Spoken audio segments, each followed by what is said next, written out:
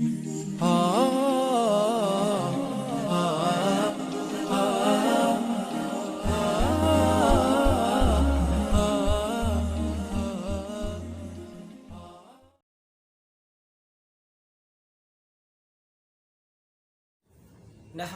ونصلی ونسلم علی رسولہ الکریم، اما بعد۔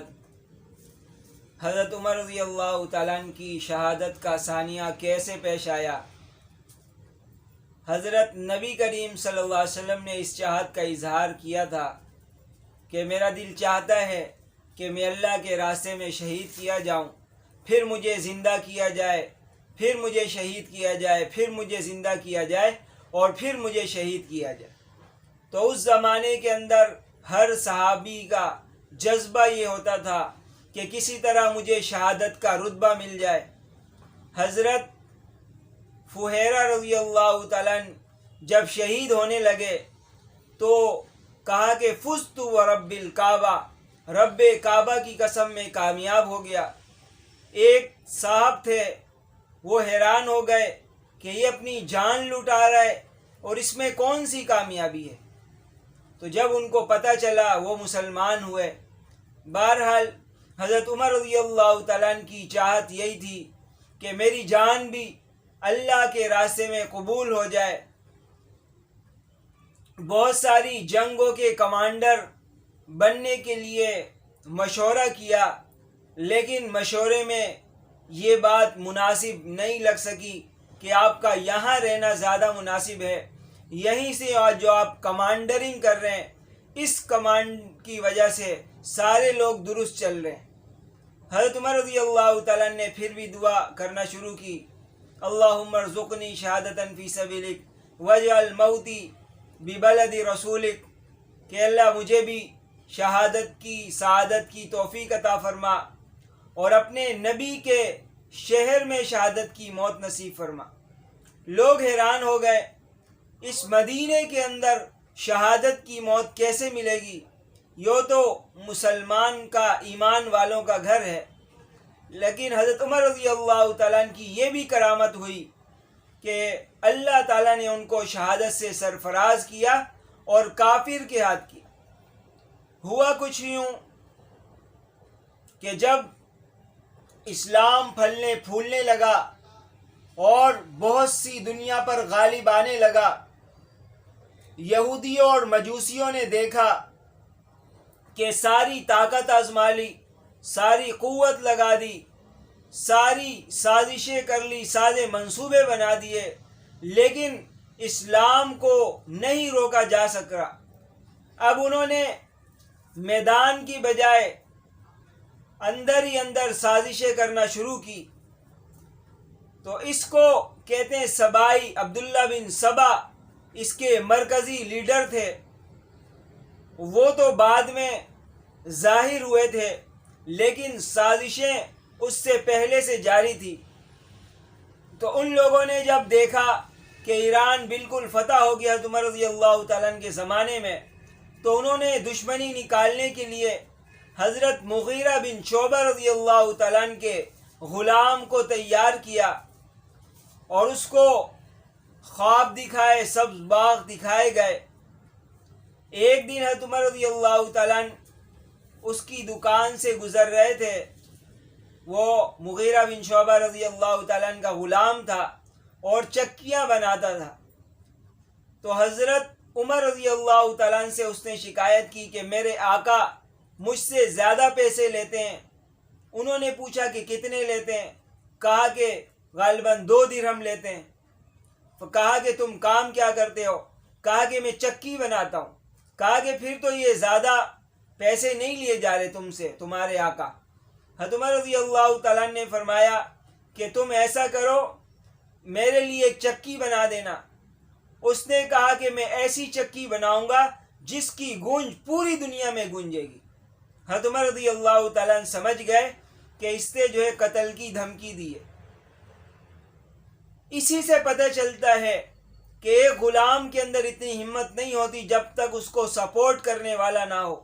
تو یقیناً اس کے پیچھے سازشیں چل رہی تھی۔ حضرت حذیفہ رضی اللہ تعالیٰ نے بھی بتایا تھا کہ مسلمانوں کو فتنے میں آپس کی جنگیں لڑنے کی رکاوٹ ایک ہے، ایک دروازہ ہے۔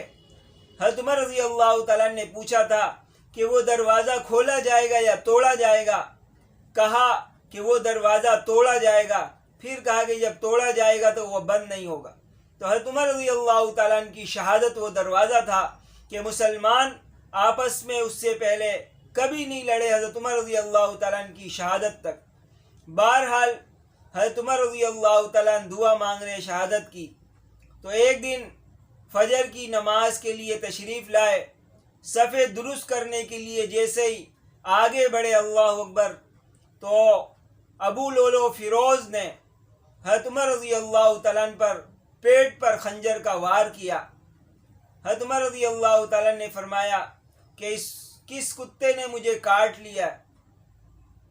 پھر حضرت عبد الرحمن بن عوف رضی اللہ تعالیٰ کو آگے کیا، انہوں نے مختصر نماز پڑھائی۔ حضرت عمر رضی اللہ تعالیٰ نے پوچھا کہ دیکھو کون تھا؟ تو وہ جو تلوار لے کر آیا تھا دونوں طرف سے دھار تھی، اور اس کا ارادہ یہ تھا کہ جو بھی سامنے آئے گا اس کو مار وار کے میں نکل جاؤں گا، اور ظاہر ہے اس کے پیچھے سپورٹروں نے اس کو کوئی سبز باغ دکھائے تھے تو یہ اس کو وہاں پر اس کو لے جائیں گے۔ بہرحال اس طرح 13 آدمی اس کی تلوار سے زخمی ہوئے، ان میں سے 7 کو شہادت کا رتبہ ملا۔ ایک صحابی نے دیکھا کہ یہ کسی طرح قابو میں نہیں آ رہا، تو انہوں نے اپنا جو جبہ تھا وہ اس کے اوپر ڈالا اور اس کو قابو میں کر لیا۔ جب اس نے دیکھا کہ میرے لیے بچنے کا کوئی طریقہ نہیں ہے، تو اس نے جو ہے اپنے پیٹ میں وہ خنجر گھونپ کر خودکشی کر لی۔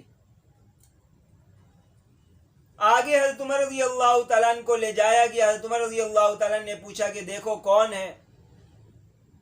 کہا کہ ابو لولو فیروز ہے۔ حضرت عبداللہ بن عباس رضی اللہ تعالیٰ نے آ کے بتایا، تو حضرت عمر رضی اللہ تعالیٰ نے شکوہ کیا کہ تمہارے ابا کی وجہ سے یہ صورتحال پیش آئی کہ میں کہتا تھا کہ مدینے میں غلام نہیں ہونے چاہیے، ان کا کچھ اتا پتہ نہیں ہے، لیکن تمہارے ابا حضرت عباس رضی اللہ تعالیٰ کے پاس غلام کی کثرت تھی، اس وجہ سے یہ صورتحال پیش آئی۔ حضرت عمر رضی اللہ تعالیٰ کے لیے دوائی لائی گئی، دودھ وغیرہ لایا گیا، لیکن وہ پیٹ سے باہر آ گیا۔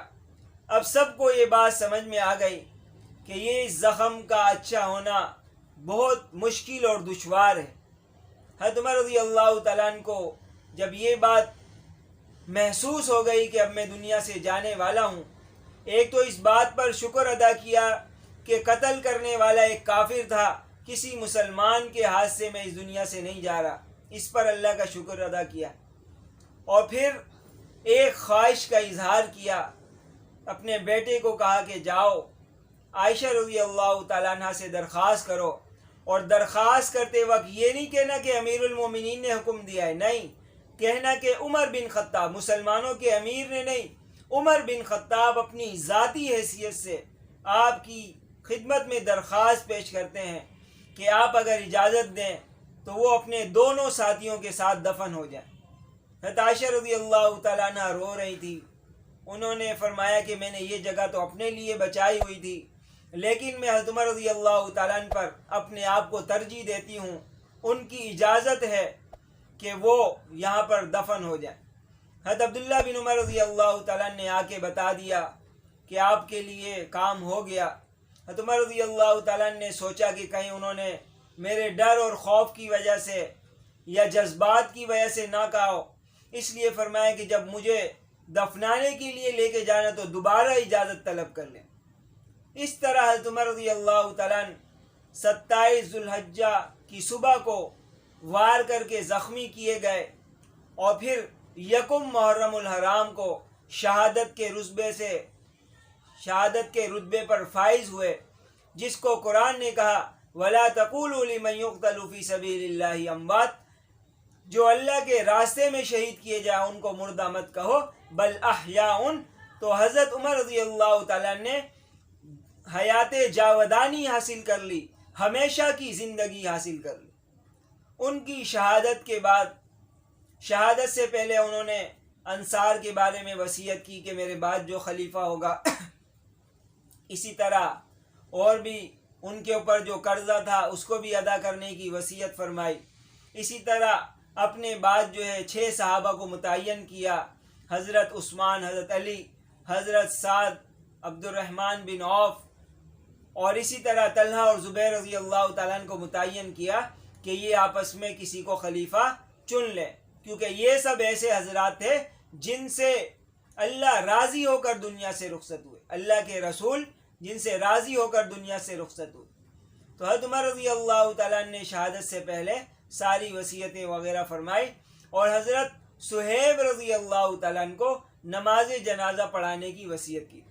حضرت صہیب رضی اللہ تعالیٰ عنہ روم کے رہنے والے تھے، تو صحابہ کرام میں تعصب نہیں تھا، بلکہ صہیب رضی اللہ تعالیٰ عنہ کے تقوی پر اعتماد تھا۔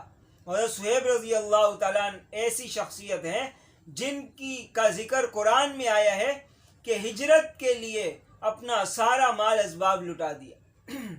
تو حضرت صہیب رضی اللہ تعالیٰ نے حضرت عمر رضی اللہ تعالیٰ کی نماز جنازہ پڑھائی، اور حضرت عمر رضی اللہ تعالیٰ کو نبی کریم صلی اللہ علیہ وسلم کے پہلو میں دفن کر دیا۔ اور وہی بات پوری ہوئی، نبی کریم صلی اللہ علیہ وسلم نے ایک دفعہ مسجد میں داخل ہوئے تھے، دائیں طرف ابو بکر تھے، بائیں طرف حضرت عمر رضی اللہ تعالیٰ عنہ تھے۔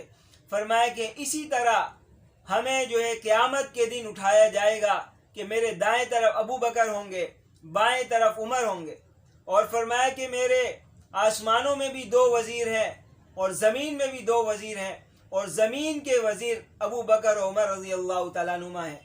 تو یہ دونوں ساتھ رہے ہر زمانے میں، اس لیے حضرت عمر رضی اللہ تعالیٰ عنہ سے کسی نے کہا کہ آپ تو ابتدا میں مسلمان ہوئے، آپ کی خلافت انصاف سے بھری ہوئی تھی اور آپ نے بڑے کارنامے انجام دیے۔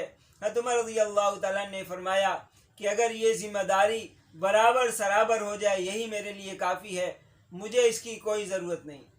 تو حضرت عمر رضی اللہ تعالیٰ کو کسی نے خواب میں دیکھا کہ ایک عرصے کے بعد وہ اپنے حساب کتاب سے فارغ ہوئے، اور فرمایا کہ اللہ کا شکر ہے کہ میں نکل گیا اس معاملے سے۔ اس لیے وہ نہیں چاہتے تھے کہ اپنے بیٹے حضرت عبداللہ بن عمر رضی اللہ تعالیٰ کو خلیفہ بنائے۔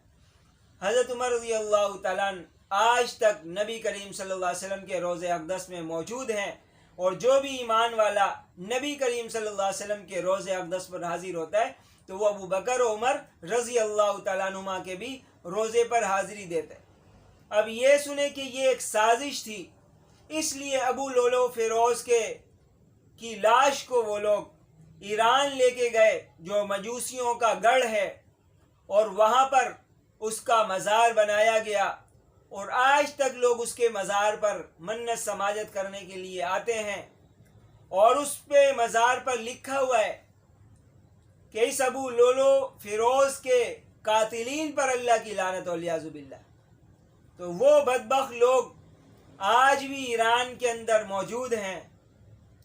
اس لیے عقل مند کے لیے اتنا اشارہ کافی ہے کہ ابو لولو فیروز یہ ایمان والوں کا دشمن تھا، حضرت عمر رضی اللہ تعالیٰ عنہ کا دشمن تھا، اور مجوسی تھا۔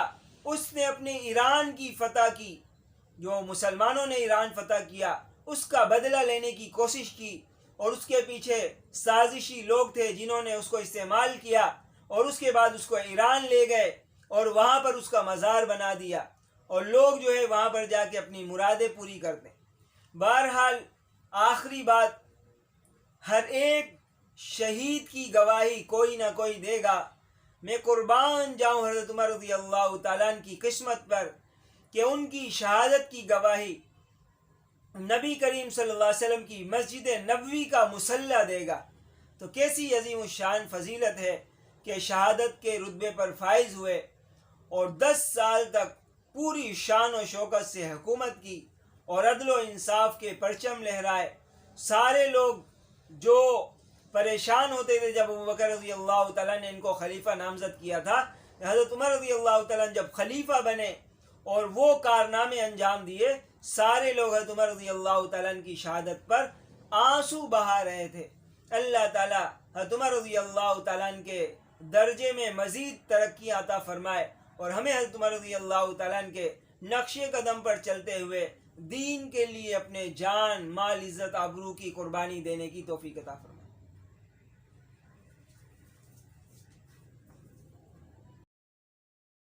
اللہ